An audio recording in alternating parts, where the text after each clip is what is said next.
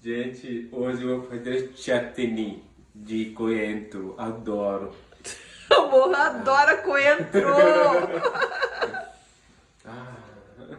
Gente, hoje é dia do chutney. Vamos lá. Ó, aqui já tem coentro. Bastante coentro que eu gosto, né? Mas o hortelã fica muito bom. E aí, depois eu coloquei um pouco de temperos aqui. Mostra pra cá, mais perto. Cebola, tomate, gengibre, alho e limão. Vou colocar tudo junto dentro dessa liquidificadora. Nossa, amor, vai dar certo isso? Acho que sim, né? Ai, meu Deus.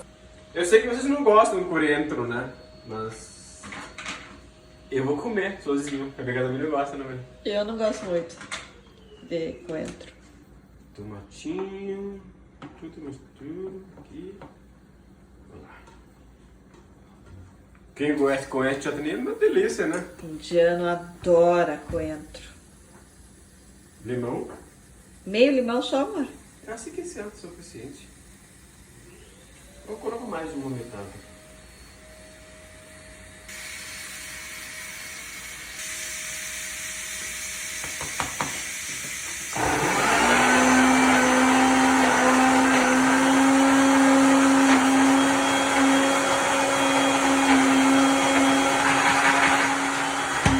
Tem que colocar água. Aí, porque tomate, normalmente ele solta água, né?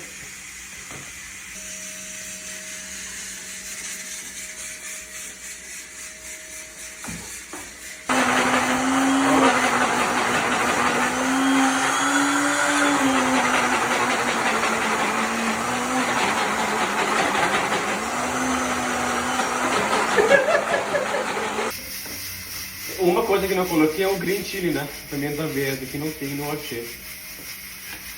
Então dá para colocar pimenta preta. Pimenta preta no lugar? Mostra aqui.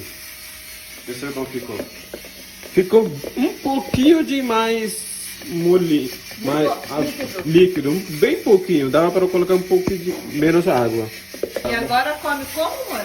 Com samosa, dá também comer com almoço, né? Arroz, com feijão, sei lá, qualquer coisa pode misturar. Olha, gente, aqui, ó.